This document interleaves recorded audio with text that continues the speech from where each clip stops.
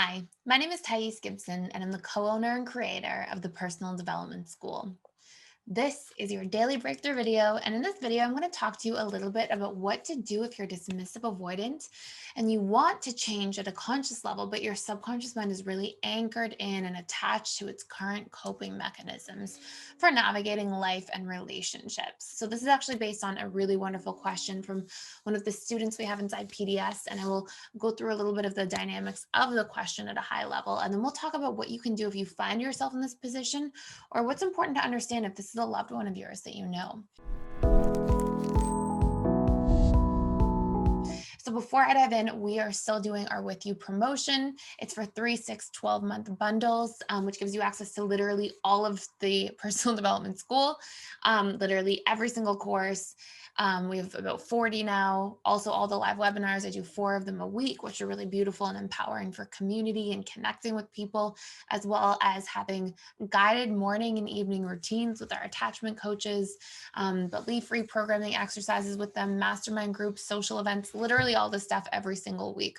So it's like a whole living ecosystem in there now. I'll put a link in the description box below if you want to jump in there. And we do have a free money back guarantee if you try it and you're like, oh, I really don't like this. So keep that in mind as well. It's very exciting. So let's talk about this here. So the question I have here is, this individual shares that, as a DA, I know I have a problem and I want to fix it. That being said, my emotional needs are being met through a few deep and rewarding friendships and immersing myself in work and recreational activities. So it can become difficult to motivate myself to want to change basically the DA tendencies because I don't want to give up the other ways I'm having my emotional needs being met. Any thoughts on how to wean yourself off of your go to strategies? So it's a very insightful question, I will say. And here is the dynamic. If a dismissive avoidant is deriving a lot of their emotional connection needs from their friendships, that's not unhealthy. That's a great thing. The problem is when we know that we're blocking out some kind of component of our life. And if we look at our lives, we have 7 areas of life. And if we break down the one area of relationships, it really does exist within categories of friends, family, and romantic relationships.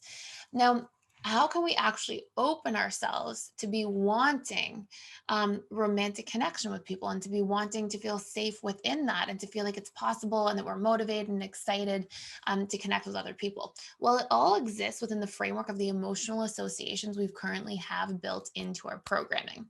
So things we can do. Right now, if you have more negative emotional associations to romantic connection than positive, and then you have other positive associations to emotional connection through friendships, it's like there's going to be stunted motivation, right? There's going to be like, oh, well, I don't really need my buckets are full. I don't really need anything in this area. But there still is this slight difference between emotional connection and romantic connection.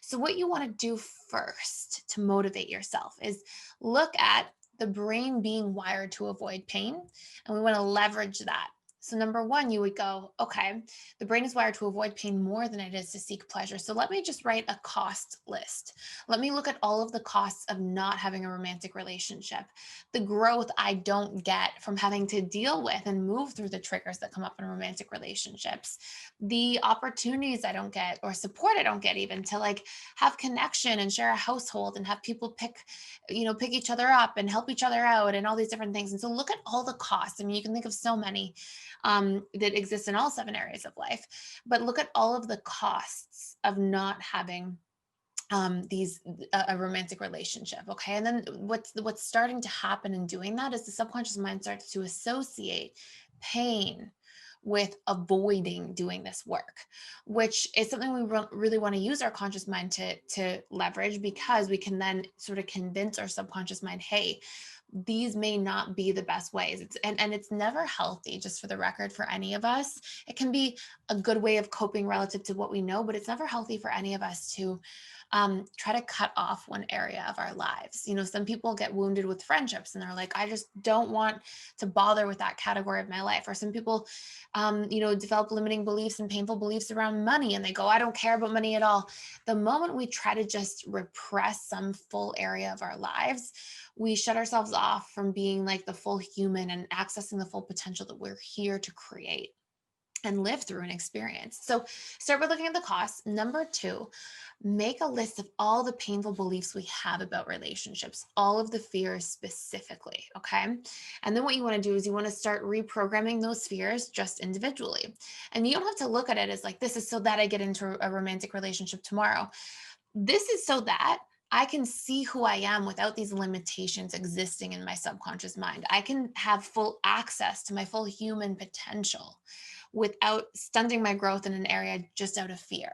This is me not being run simply by fear that I'm projecting out onto the world. So think of it from that perspective. Don't tie it to some big thing like, oh, you have to be in a romantic relationship tomorrow, and do the reprogramming work around those specific stories. Then, number three, to get comfortable in vulnerability, which sets you up to feel okay with emotional connection, deeper emotional connection, which is a component of romantic relationship connection. Then you want to start, so to get comfortable with vulnerability, you want to start with your friendships using exposure work. So, exposing yourself little by little to being more vulnerable in your friendships. Share about deeper things, be more vulnerable with your feelings, open up a little bit more, have deeper conversations, ask more questions to people at a deeper level about what they're feeling, what they're thinking, work to make more healthy compromises. So it's sort of like you're practicing prepping yourself to see that it's possible and you're fully capable, and it actually feels really good to bond in that way. And by the time you've looked at the cost, reprogram these limiting fears that are keeping you in the closed off mode, then start to practice through exposure work, vulnerability, and opening yourself up, you've really carved out a really healthy landscape for yourself to feel like romantic relationships are the easy next step. And when we set ourselves up in life through our own conscious reprogramming of our own subconscious mind, so the next thing we want to undertake is the logical next step, the easy next step, the safe next step. We feel like it's not too far outside of our comfort zone, and those core wounds of feeling unsafe or things like that won't make us shut back down. And it's from that space, if you're operating, that you're actually going to feel really empowered and excited to try those things out and to have those life experiences, because at the end of the day, these still are things we are naturally wired for. So these are some great tools to get started with. I hope this makes a lot of sense. It's a fantastic question. Thank you so much for asking this question. Thank you, all of you guys who are watching this video. I would so appreciate if you could like this video, share it, subscribe to this YouTube channel if you haven't already, and I will see you in the next one.